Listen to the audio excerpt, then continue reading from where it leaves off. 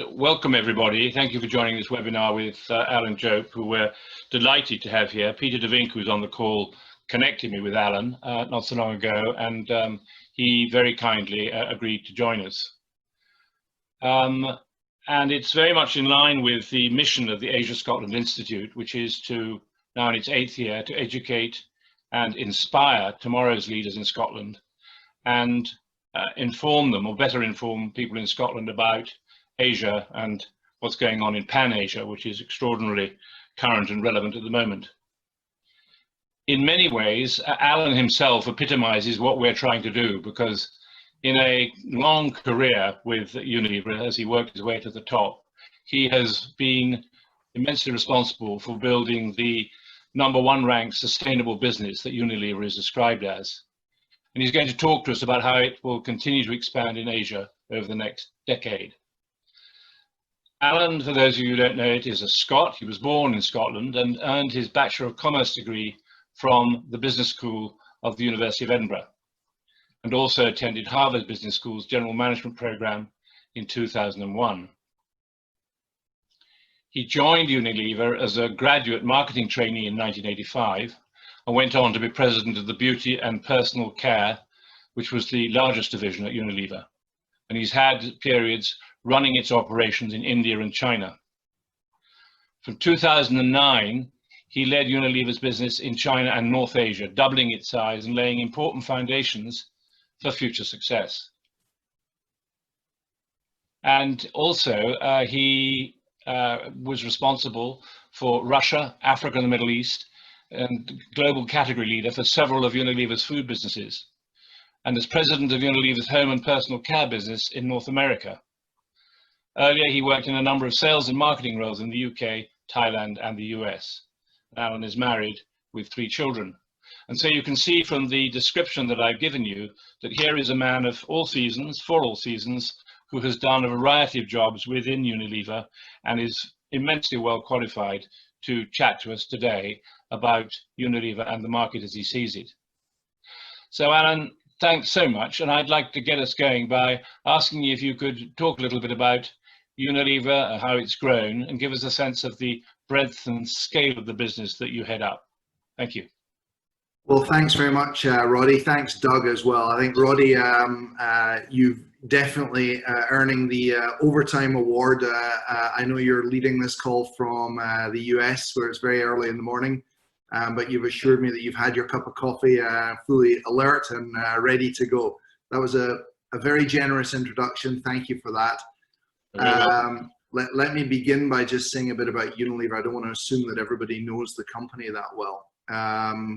We're a Anglo-Dutch company, revenues of about 52 billion euros. We currently have a market cap of about 130 billion, makes us kind of joint #1 on the FTSE by market cap with AstraZeneca. I think we are slightly bigger at the moment, but it moves around with the vagaries of the market. We run Unilever in 3 divisions. We have a beauty and personal care division. That's things like hair care, skin care, oral care, deodorants, and so on. We have a 20 billion euro foods and refreshment division, and we have a 10 billion euro home care division. That's all the laundry powders and fabric cleaning products, surface cleaners, household products, etc. So 20 billion, 20 billion, 10 billion. We, I think, have a couple of distinguishing features of the business. The first is that we're extremely international. 62% of our sales come from outside of North America and Europe. That's unusually high. Most FMCG companies, consumer products companies, that's more than 30 to 40% of their revenues come from outside North America or Europe. And really, there's no dominant nationality in Unilever. Although we're an Anglo-Dutch company, we have our non-executive directors are 10, 5 men, 5 women, and 10 nationalities.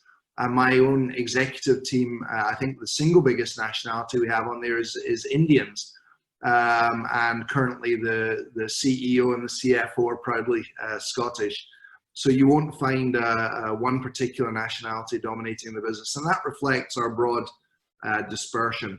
I think the second distinguishing feature of the company is our long commitment to sustainability. We top most of the indices on responsible or sustainable businesses around the world, and that's been a kind of golden thread. I'm sure we'll come on to talk about that in a minute. So when you think of Unilever, think a diverse consumer products company, about 50 billion of revenues, very international, deeply committed to sustainability.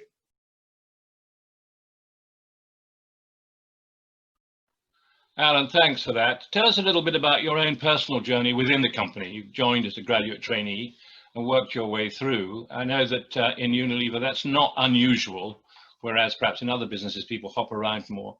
You'd like to share some of your thoughts on that, particularly as there will be on this call some people who are at an earlier stage in their professional career. Lessons learned on that journey. Could you talk about that? Well, Roddy, in truth, I'm always more comfortable talking about the business than I am about myself. But maybe briefly, when I graduated from Edinburgh University in 1985, the global economy and the UK economy weren't in great shape, and I needed a job.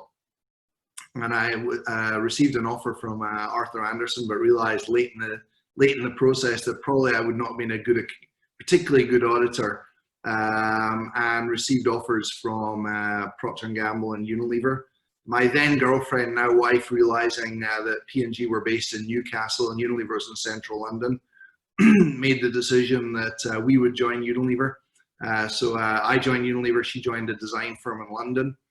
I got a very broad early career. I worked in sales, I worked in finance, I worked in marketing, I worked in package engineering, and loved every minute of it, and have subsequently spent altogether 35 years with the company, 8 in the UK, 14 in North America, and 13 in Asia.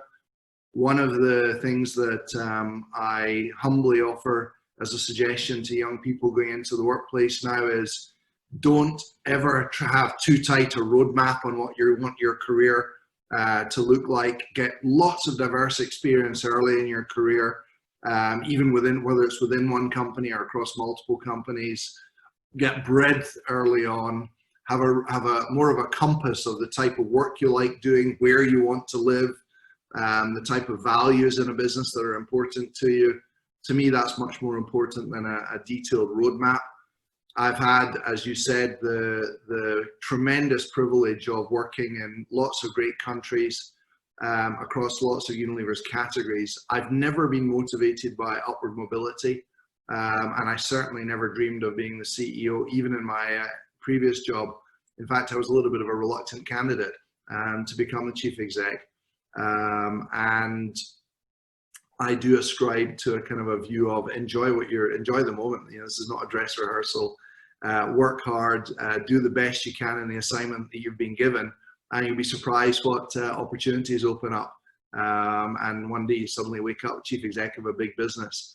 And so that's been my career. It's less than a third of it in Europe, with most of it actually being in North America and in Asia. Thanks, Alan. I'm going to ask Lindsay to talk about Lindsay Scott from Walter Scott about Asia in a minute. But before we go there, the United States of America is still a very big market for Unilever. Any lessons learnt by Unilever in the United States? It's a very large and complex market. Yeah, I mean, the US is the single biggest country in terms of Unilever's business. But let me just rattle off what the top 5 are in order. It's the US, followed by India, followed by Brazil, followed by Indonesia, followed by China. And so you'll see the kind of strong Asian representation there. I think the US is characterized by scale mattering. You don't want to be a small business in the US, but also intense local competition. It's the home of some of our biggest and best competitors, and therefore they defend hard. And it's no surprise that it's difficult to have a big oral care business or a big hair care business in the US, or a big laundry business with Procter & Gamble, Colgate, Clorox, etc., treating that as their home market. In the same way, as skincare in France is particularly competitive, with that being L'Oreal's home market, or skincare in Germany with Beiersdorf. And so we see the US as a very big market. Scale matters. Actually, it has remained a good growth market for the FMCG sector, but obviously not as exciting as Asia. But I think we are slowly realizing in Unilever that as goes the US, India, and China, so goes Unilever. Yeah. We had a conversation with Peter Matheson, Vice Chancellor of Edinburgh University, at the end of last week, and he made a very interesting comment about Africa and the growth of Nigeria particularly, saying, the demographics are its explosive growth. Is Africa an important market for you?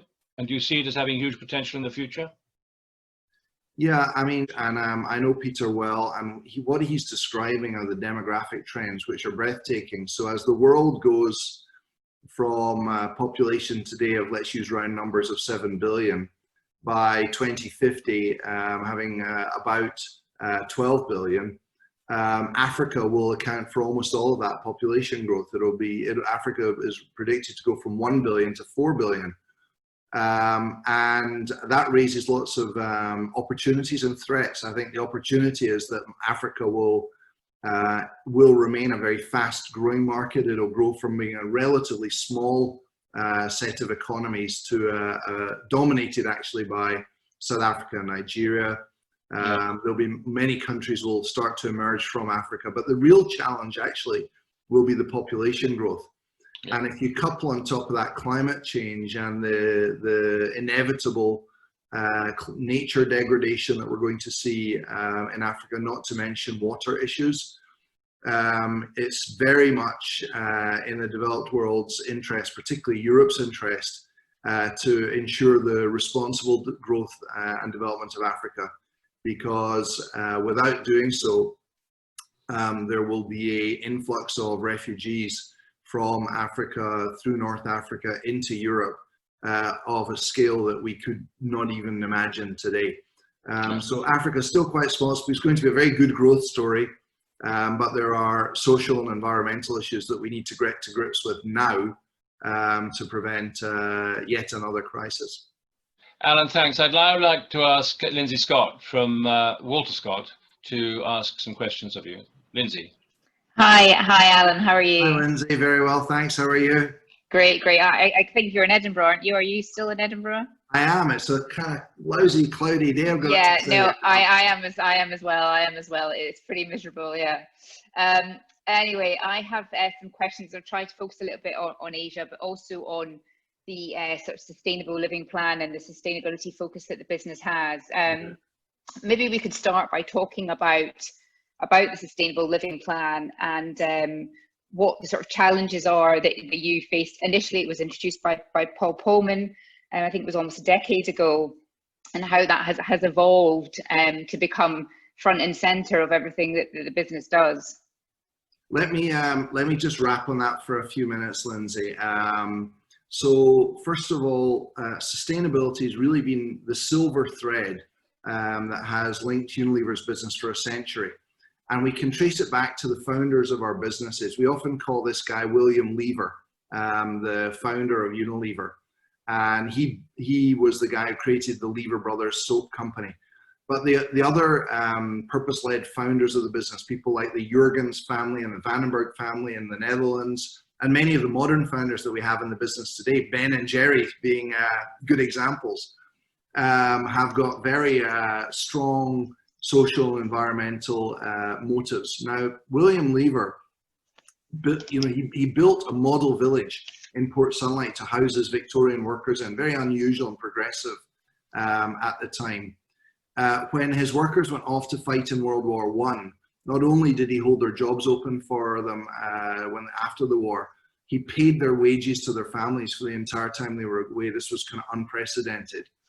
He invented the UK application of pensions and many other socially and environmentally progressive policies. Now, my predecessor, Paul Polman, did a brilliant job resurrecting that DNA 10 years ago and set some big goals for the company around improving the health and well-being of 1 billion people, halving the environmental impact of our products, enhancing livelihoods with our business models and our extended value chain. And I think over the last 10 years, we've really discovered the business case for sustainability, which is the following. Number one, our purposeful brands grow much faster than the rest of the portfolio. Consumers care about the environmental and social impact of the brands that they're buying increasingly, especially younger generations. And so it's a very important part of our growth program. Secondly, ultimately, responsible business is about consuming less resources. And so it does take out cost. We think we've saved somewhere between 800 million and €1 billion of cost over the last few years through responsible and sustainable sourcing. Thirdly, it ultimately reduces risk. You know, there is no healthy Unilever without healthy societies and a healthy planet. And we see that, for instance, when there's a water crisis in Sao Paulo a few years ago or a couple of years ago in Cape Town. It is a devastating impact on the consumption of the type of products that we sell if people don't have access to water. And then the final point is responsible business is an absolute magnet for young talent. We have a graduate recruitment program in 52 countries around the world. We were the employer of choice in our sector in 17 of the 52 countries 10 years ago. We're the employer of choice in 50 of the 52 countries now. And it's frankly all driven by purpose and our commitment to sustainability. I'll just say a quick word about where we're focused right now and then maybe a couple of challenges. At the moment, we're very focused on plastics. Plastics are a wonderful material, but their role is to stay in the economy and out of the environment. And we made some big commitments and progress on dealing with our plastic footprint. The second is, if anyone's in any doubt, COVID is a horrible crisis, but it's a small crisis compared to the climate crisis that's coming at us like a train. And so the whole area of climate and nature, carbon footprints, regenerative agriculture is a big focus for us. And the third area, of course, is diversity and inclusion. We've made amazing progress on gender. As I mentioned, we've got half our non-executive board is now women. We've got 14,000 managers in the company. 10 years ago, that was 38% women. It's now 58%, 51% women. And we're expanding our scope now to things like racial equity, LGBTQI rights, and people with disabilities. I think there's maybe two challenges in trying to run a business on a sustainable platform or with a strong mindset on responsibility. One is most people still hold a trade-off mindset, which is, should I pursue top line and bottom line, or should I pursue sustainable and environmentally and socially responsible business? What's the cost of sustainability? We profoundly believe that sustainable business is a pathway to better top and bottom line performance. And so long as you hold it as a trade-off, you'll never fully commit. And that's why I made the point about the business case around growth, cost, risk, and talent. And the second, which we've still to crack, is our carbon footprint is not in our operations. 2% of our carbon footprint is in our operations. About 25% of our carbon footprint is in the materials that we source, and we can have a big impact there. But the real challenge we have is Scope 3 emissions and the carbon footprint of consumers heating up water in order to use our food products, cook with, or wash with our personal care or home care products. And that's going to require system change. That's going to require decarbonization of the energy system and a grid that's reliant more on renewables and less on fossil fuels. So what we've learned in our sustainability journey is there's only so much you can do yourself. Almost all the big progress that we make is done through partnerships or system change. But yeah, sorry, Lindsay, you got me started. I could ramble on this for a long, long time. It's so important to our company. I totally agree. I think it's a very, very important issue. And what I find quite interesting is the kind of juxtaposition between that and how you do that in Asia, in countries like Indonesia, in countries like India, where the demographics there, and I know you're trying to premiumize these markets, but everyone who's been to these countries and been on the beaches will see the sachets of soap powder. And how do you manage that in these developing countries so you can continue to have sustainability to the front of mind when that's not necessarily the front of mind of the consumers there? Yeah. So I think, I was talking about this point about mindset. One of the points I'd make is it's not a right assumption to assume that consumers or people in Asia don't care about issues of sustainability. Far from it, in fact. We find that our purposeful brands are even more relevant in places like India, places like China, places like Southeast Asia. And Roddy made the comment about the importance of soap. Well, actually, at the moment, people across Asia are preoccupied with hand washing. It is their only defense against coronavirus. In fact, for all of us, the best defense against coronavirus is three simple things. Wash your hands a lot, wear a face mask, and stay 2 meters away from other people. That's all we have right now. People living in cramped conditions in the urban conurbations in Asia are acutely aware of that. Anything that we're selling that's to do with immunity, health, well-being is on fire. We bought Horlicks in India earlier this year, and we discovered some technology that through zinc fortification, you can actually boost your immunity. And we've introduced that product in India, and it's selling like hotcakes. And exactly to your point, last time I checked, palm oil doesn't grow very well in Scotland. And so we're going to be reliant on a global supply chain. And who is it who cares most about deforestation? It's the people living in Southeast Asia, in Indonesia, in Malaysia. If you've spent time in Singapore, you know what it's like when they're burning virgin forest, the smoke starts to come across into Singapore. So I can tell you, deforestation is a much more real issue for people in Asia than it is for those of us in our protected bubbles in the West. Not to mention plastic waste. Not to mention access to clean water.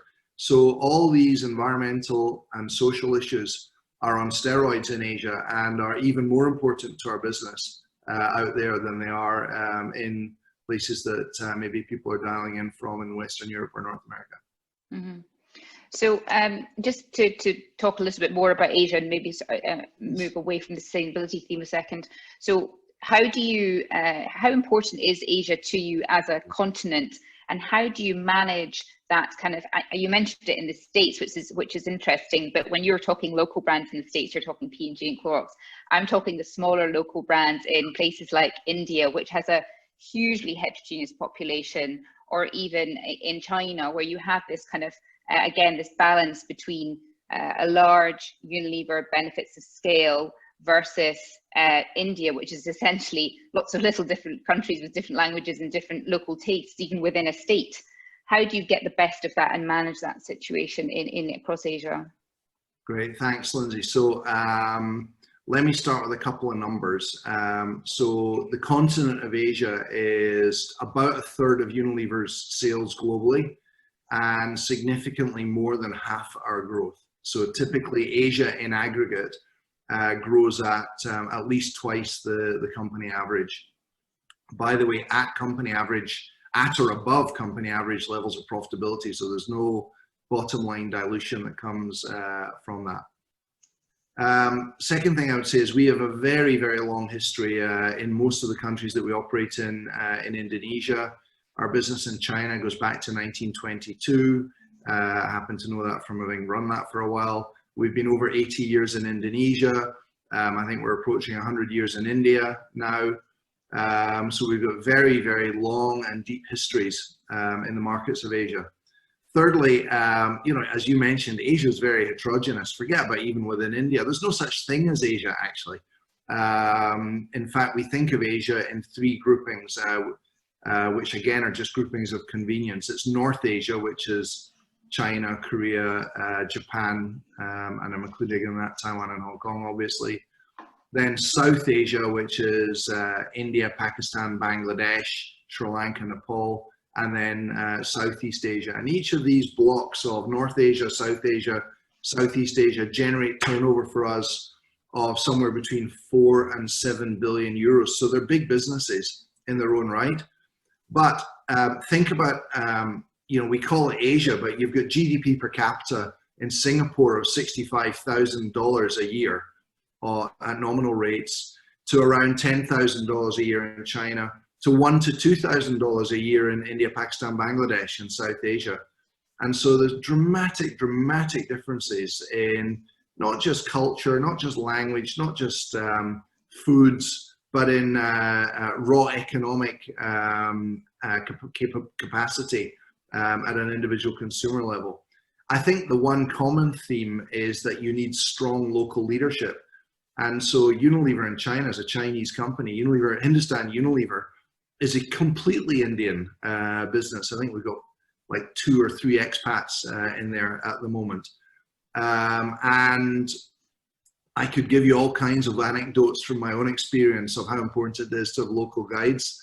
When you're engaging with government in China, God help you if you show up there as a visitor, a privileged visitor to the country, and don't have someone to show you the ropes.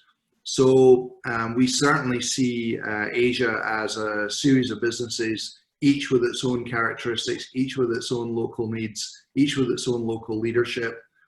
And just because you asked the specific question, our strategy for India is best encapsulated in the expression winning in many Indias. So we treat India now as a continent, not a country.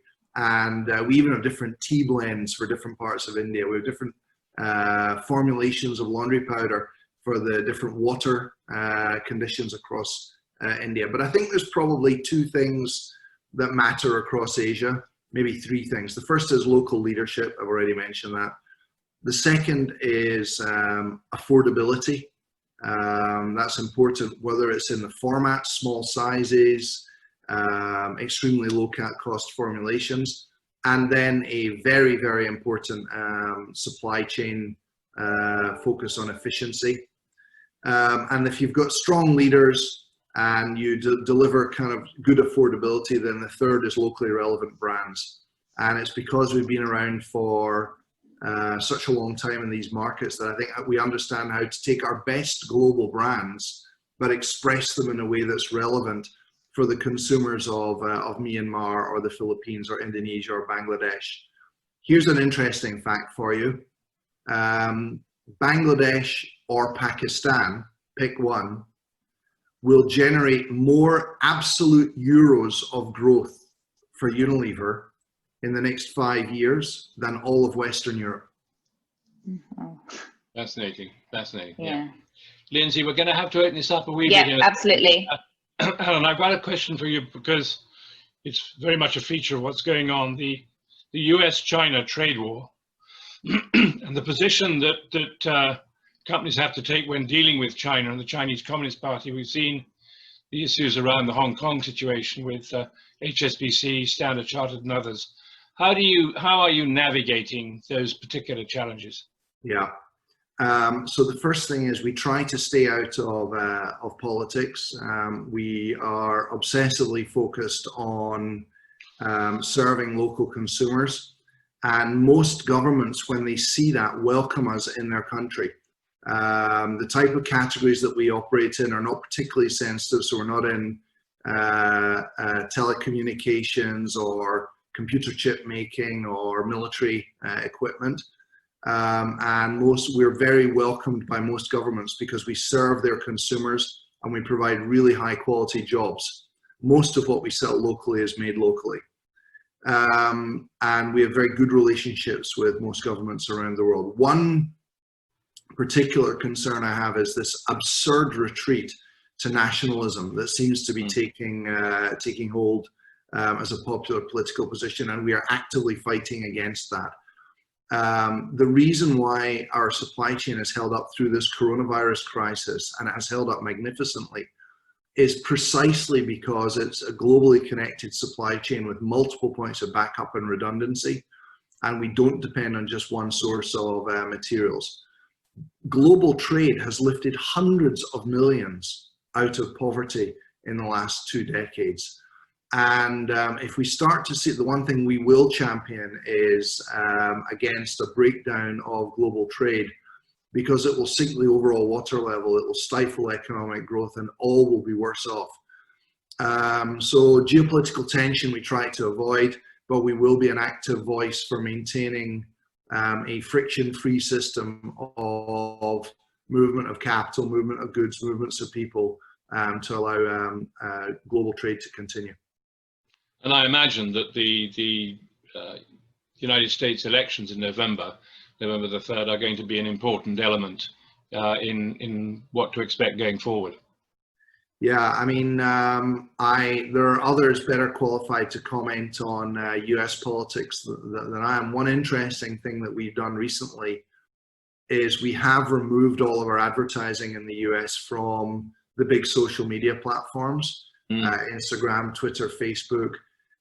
Many companies took a 1-month hiatus. We thought that was a little bit token, and they targeted just one of the platforms. We've come off for 6 months because we think it's going to be quite a poisonous and toxic environment, and not a place that we want our brands to be represented. Alan, thank you. Now I'm looking to Doug Cook to see if we can just start opening this up to others that are waiting. And Lindsay, if you have another question later on, that'd be great. I see Peter de Vink's there, raring to go. So why don't we start off with you, Peter? Alan, thank you for a wonderful talk. This is the second time I've listened to you. The first time was the alumni when we celebrated 100 years of BCom that you and I both did. I did it 20 years before you, but it was fascinating to listen to all the things. And I know that you have, when you were talking about politics earlier, you have a real political hot potato on your plate with the Dutch government trying to prevent you from making Unilever into a single unit. It was fascinating to see how that is developing. I hope that the Dutch government, which charged a dividend tax, caused you to really change your principles. And then, of course, now the very left Green Party is trying to stop you from leaving the Netherlands. It would be interesting to hear how you tackle that. I know you're in the midst of it. You might not want to comment on it, but me as a great supporter of the Anglo-Dutch company, I'm fascinated to learn about it. Thank you. So, hi Peter, it's nice to meet you face to face after all our exchanges. Great to have an Anglo-Dutch fan on the conversation, and thanks for the question. So for everybody might not be aware that Unilever is this very unusual legal structure where we trade as one company, but actually are 2 separate technical legal entities, a PLC and an NV, a Dutch company. That legal structure is 90 years old. It's extremely unusual. There's only a few companies left with that type of organization, and it restricts our ability to do certain things, particularly undertake acquisitions using equity or demerge parts of the business. And it's been a nuisance for us for quite some time right now. So what we intend to do is become like a normal company and have just one legal entity that sits on top of the business. We tried to do it 2 years ago, becoming a Dutch legal entity. That ran into trouble with some of our British shareholders. So now we're trying it the other way around to become a PLC. Actually, we've also stated in that people talk about us somehow or other moving from the Netherlands to the UK. There is not one job, not €1 of investment that's associated with it. It is a technical legal change. There is the Green Party, the Green Left Party in the Netherlands, doesn't like this idea and wants to impose a very massive departure tax on any company attempting to do something around that. Peter. Go. Alan, thank you. We have a question from Ed Craig. Ed, would you like to ask your question? I also did BCom at Edinburgh University and never left. I'm still at the University of Edinburgh. I'm founder of the Edinburgh Centre for Carbon Innovation. You may have heard of that. Highly interesting. Indeed. So we basically are the key centre for climate innovation in Scotland. We've established a presence in Shanghai, the Low Carbon College, for 5 years. In fact, I can announce to all, as of this morning, we are hosting up to 1,000 Chinese postgraduate students at our centre in Shanghai, as opposed to moving them across to Edinburgh to take up their course for semester 1. And part of that issue is not just COVID, but climate related. Alan, I'd like to know how we can engage with you effectively to deal with what we are increasingly seeing as the key global challenge, which are, there are fantastic companies like you that are taking the lead in transforming themselves and realizing that climate is part of their long-term business strategy. It is hugely frustrating that 80 plus, maybe even 90% plus of the solutions, the business models and technology solutions are there to allow us to mitigate the climate crisis, but are not being implemented. And what we're trying to do is implement a global strategy looking at key countries, whether it be China, whether it be the Middle East, whether it be America, and trying to bring what I would call a triple helix solution together between academics, corporates, enterprises, and public sector together to come together through center development to accelerate solution implementation locally. So my question to you is this, specifically, how could we get involved more with your Climate and Nature Fund, which you so generously launched this year, looking to support that? And secondly, very specifically, we have just launched a centre in the Galapagos Islands. As you know, Darwin studied at Edinburgh University before we threw him out because he didn't pay his bills and went to Cambridge. And they are suffering from plastic pollutions at a huge rate right now, but also the COVID crisis, which represent about 75% of their income through tourism. How can you work with us through your fund to enable this global knowledge exchange as a global player yourself?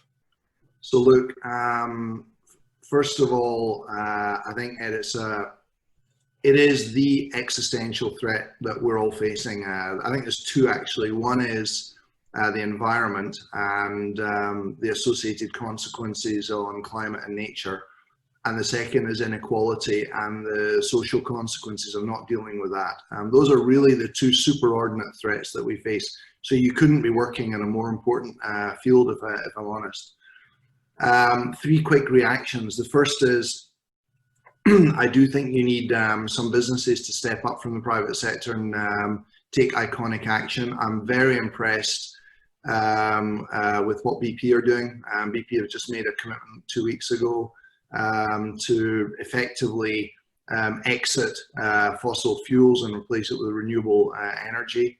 Unbelievable, dramatic transformation announcement, and we need a few companies in each sector to be role models in a way for other. The second is government policy will make a very big difference. You know, capitalism 1.0 has served the world very well, but capitalism 2.0 needs to have a few characteristics that government can impact. The first and most obvious is a price on carbon, and it doesn't really matter. There are good and bad ways of pricing carbon, but getting a price of carbon into the global economy is absolutely essential. So, you know, I guess we're like turkeys calling for Christmas in that we want taxes and EPR responsibility on us because it's essential to healthy economies and a healthy environment. But government can also prioritize investment in green recovery. And so I've been involved a little bit. And I think that's another area where the university could advise Holyrood and also Westminster on how investment should be made. There's a better ROI on green recovery investment. There's a better ROI on investment in renewables instead of fossil fuels. And so government policy around carbon pricing, around reinvesting in green technologies, and other things like EPR, extended producer responsibility on waste and plastic, are straightforward levers. And then the third thing, and this might be more directly answering your question, is, of course, we've all got a golden opportunity in that COP26 is coming to Scotland next year. And this conference of parties is typically where big commitments are made. In Paris, it was around governments making commitments on carbon. Most of them have reneged. And I think we should have a very clear view for Glasgow, which is to hold governments accountable to the commitments they've made, but use Glasgow as the venue for private sectors to step up and commit to science-based targets that are consistent with keeping global warming below 1.5 degrees Celsius versus pre-industrial levels. So I'd be happy to engage with you on, what can we do to link arms and be an effective force at COP26, maybe also lobbying government on some of these policy issues. Having attended 3 COP innovation forums previously, it simply is a complete disconnect from the main policy COP activity. It needs to step up massively, and I'm part of the leadership team leading that within the UK from the academic perspective. So I'd love to speak to you more if we can. We can talk offline on that. Very good. Thanks, Alan, thank you very much indeed. Thank you. We've got a question from Craig Anderson, if you'd like to ask your question, please. Yeah, hi. Just sort of following on actually a little bit from Ed. We had a little bit of a private chat or a private exchange there. It's interesting to hear what the ECCI is doing around, I suppose, getting students through the door in Asia. My question was partly pertaining to that. I'm director for the Strategic Sustainable Business MSc at University of Stirling. We actually have a graduate working for Unilever in the sustainability executive. But a lot of what I teach on the program is very much around the kind of activities that Unilever undertakes. But what I find in student recruitment is that we recruit students from countries in Asia like Indonesia and Thailand and Vietnam. I think I've maybe had 1 application over the years from China. And we also have I can't really move for applications from Africa, but ultimately they want funding to be able to come to University of Stirling. So I think the question I want to ask here is on the one hand, we have companies like Unilever essentially capturing the growth in the market of either socially beneficial or environmentally beneficial growth of business in Asia. But on the flip side of that coin is the more small-scale entrepreneurship that's trying to capture that value in Asia, of which a lot of the value to be captured is in Asia. But what I don't see as someone running a program, and perhaps that's maybe my university's recruitment system, I don't know, but what I don't see is that transferring into essentially interest in studying these topics, particularly within a management school. And I think there's a bit of a disconnect in the way that we advertise management schools and how we link sustainability to that in Asia. Yeah, I mean, I don't really know what to say. We find young people more passionate about sustainability than their parents and grandparents. We can't move for application. We have 2 million applications a year to join Unilever. And I sometimes get the question of, well, were you, after a predecessor who was very strongly focused on sustainability, were you in any way tempted to kind of change the focus of the company? And in a way, if you think about it, it's a ridiculous question, because we've got a whole generation of young people working in Unilever who have joined us specifically because of our position on social issues and environmental issues. And we've got all kinds of data that shows that young people care much more than their parents or grandparents did. So I think you might have a marketing problem, actually, because if you're offering an MSc at Stirling, very fine institution, on sustainable business, people should be flocking to that from Asia.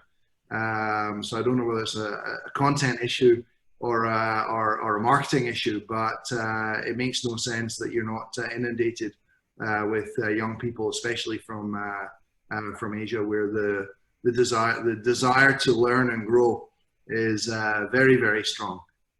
So I would definitely have a look at the emphasis of your marketing activity.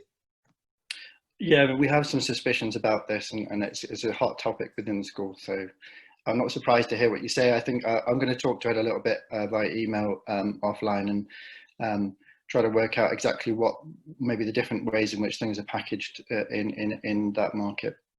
One thing I would say is we're very conscious of Unilever as an extended ecosystem of small business partners. So whether it's through our back end, most of our agricultural raw materials actually come from small farmers, in many cases tiny farmers, and then our packaging materials increasingly are coming from a more diverse base. And in our route to market, we are very dependent on working with individual entrepreneurs and small distributors. And we are just about to introduce, we're moving from a responsible supplier code to a regenerative supplier code, which is a way that small entrepreneurs are able to be part of the Unilever value chain, and we will preferentially deploy our purchasing power into businesses that have got regenerative policies and practices. And so hopefully all these initiatives will create a momentum that will underscore the value of your program. Yeah, no, that's great. Thank you. Alan, Craig, thank you very much indeed. I'm going to try and squeeze a couple more questions in. First of all, if I can go back to Lindsay Scott, please.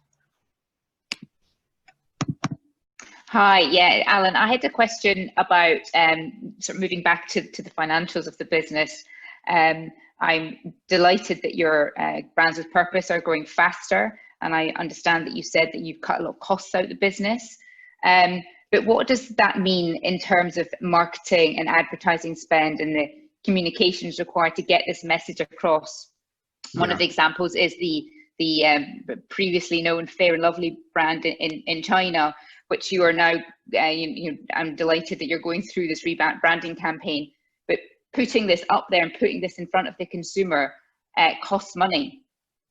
So how can you maintain the margin of the business whilst you continue to invest in all these wonderful initiatives? I'm sure you're delighted to have the noose of that margin target removed from your neck for the foreseeable future. But I still, I'm concerned about the investments required to just get this message out there, continue to get this message out there. So I've got plenty of things to worry about. We've got crises upon crises happening at the moment. But one thing I'm not worried about is the sufficiency of our marketing investment. And let me try and illustrate, if you went to a supermarket anywhere in the world and bought a Unilever product and tried to find a sustainability message on the pack or in the advertising for that brand, I think Unilever would be embarrassed by how hard that is to find that sustainability message.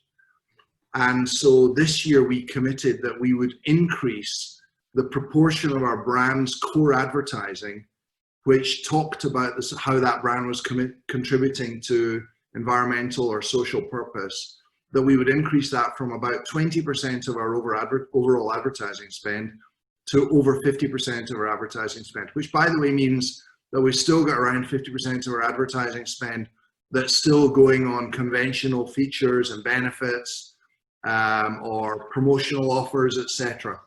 So there's a huge opportunity for us to redeploy our ad spending from very traditional messaging to more purposeful messaging. Now, you brought up Fair and Lovely, and I really want to address that here. First thing I would say is Unilever has never and would never make these dreadful skin bleaching products that use things like mercury or hydroquinone to change the color of people's skin. We've got this brand Fair and Lovely in India. which we, I think if we look at some of the marketing materials from 15 or 20 years ago, we are embarrassed. It implied that fairer skin led to a better life. And we stopped that several years ago. Over the last couple of years, we have systematically removed any references to whitening, lighter, fairness. We've introduced much broader depictions of different skin tones in the marketing of these brands to show that all skin tones can be and are beautiful. And the final vulnerability we had was the damn name of the product, Fair and Lovely. That truly was the last thing that we had to address. And so we had planned, obviously, to do that. But the whole Black Lives Matter movement puts a lit of fire underneath our feet. And so we accelerated all of that. And from now on, it will be called Glow and Lovely. It'll bring out the natural glow and beauty of your skin, no matter whether you're dark skinned, medium skinned, or light skinned. There will be no skin bleaching products or technologies in there. And we will make no link between fairer skin and a better life. And it's an example of, you know, we keep poking around in the business to find where are we not living up to our own standards. And I think this was one of them. Alan, thank you. Ian, if you'd like to ask your question briefly, if you may, please. Thanks very much. I'm an Indian Black. I'm a professor of sustainable consumption at University of Stirling, and I'm often sort of seen as a bit of a nagging and challenging voice. I've got a long history in business as well, and what I've been hugely impressed by what you've been saying today and your knowledge. But what a lot of it I'm hearing, and certainly with the Sustainable Living Plan, is that it's about relative impact. You know, your CO2 impact per ton of product is getting back, but you're still looking to grow, you know, and that growth means more tons, etc. So it kind of strikes me that Unilever's in a sort of sustainability 2.0, which is making great strides operationally, great strides in your marketing, but it's still stuck with this inconsistent narrative of growth. You know, we've got to grow Asia, we've got to grow Africa. Look at all these, you know, these opportunities, and the evidence is quite clear that you can't grow, or economic growth is inconsistent. We can either have economic growth, or we can keep the climate to within three degrees. I think is probably where we are now, to be quite frank. But we can't have both. So my question for you, post 2030, when I would suggest you've decided to retire by that point, maybe you're still around, but to your successor, how do they have the frank conversation with the board to say that we need to address growth as an objective, and that Unilever stops looking to grow as an organisation, because that's the only way it's going to contribute to net zero by 2045? Yeah, I love that question, Ian, and it's not a 2-minute answer, because I respectfully disagree with you. And we would have a fantastic, we should at some point have a good ding-dong on this. Let me illustrate by 2 examples. One is the commitment we've made on all of our agricultural raw materials. We believe that we can now source all of our agricultural raw materials in a regenerative way. The more we buy, the more we will add back forest cover or nature cover into the environment. Second example, our plastics commitment. We're, like I said at the beginning, we do believe plastic's a good material. We just hate that it ends up in the environment. And the solution to that is circularity. So here's the position we've taken. Just to put some numbers around it. We currently use 700,000 tons of plastic a year. We've said that we will grow our business and reduce that by at least 100,000 tons. And within the next 5 years, in fact, it's now 4 years, more than 50% of the remaining plastic that we use will be sourced from recycled sources. And when we do that, we think we will trigger systems change that will allow circularity to enter the plastics economy. So people like the Ellen MacArthur Foundation seem to agree that there's an opportunity to use less plastic, better plastic, and no plastic as part of our overall growth. And so I think that whether it's plastic and waste or nature, and we think that we can continue to grow in a way that has a reduced impact on planetary boundaries. And sorry to get to the 11 o'clock. Yeah, let's have that ding dong, because there would be some. I think it will bring the wellbeing economy people in. They will bring as well. I think there's some fantastic stuff there to really unpack, because it is the next great challenge for the CEOs of 2030 and beyond, is to take us to net zero. So one thing I do believe, so we will be a net zero company, and one thing I think where we would start on alignment is that we have to decouple growth, business growth, from material consumption. And we think there's a way of doing that. And we think we can also, for sure, become a net zero business, with one caveat, which is it requires energy systems to transition from fossil fuel based to renewables based. But that's not a particularly difficult bet. That's highly likely to happen. So maybe Doug and Roddy, you need to rescue me from the clutches of Ian, because we would be we'd be going at it for the next couple of hours here on a really substantive, important conversation. So I'll hand back to you, chaps. Thanks. Right, thank you, both of you. Doug, I think what I'm going to do now is we're going to close the session off. The big hand is at the top of the clock. So it's time to just pause. But I would like to, Lindsay, thank you for your questions. It's lovely to have you involved, and also certainly two of the universities that are very supportive of what we do, both Stirling and the University of Edinburgh, and of course our partners at ECCI. But Alan, I'm enormously grateful to you for giving us a very interesting look at where Unilever has been, where it's come from, and where it's going. And we hope that we can stay in touch, and that you will travel with us on our journey as we try to educate and inspire tomorrow's leaders. When I was a young man, they said, go west, young man. And now people say, go east, young person. And we need to look at that. And some of the emerging markets of Central Asia, Central and Southern Asia, places like Afghanistan, whose future is going to depend upon the development of sustainable, mainly agrarian products. I spoke with your predecessor, Paul Pullman, about sourcing certain foods and substances from Afghanistan, and the issue was the security of the supply lines. But maybe that's something that we all need to look at again to ensure that there's peace there. It's been an inspiring hour, Alan. Thank you very much, and we look forward to doing a great deal more with you and having you stay in touch with us as an institute as we go forward. So thank you very much indeed. Roddy, thanks. It's been a privilege, and I've really been delighted by the quality of challenges and questions. Thanks, Lindsay, for asking some hard ones.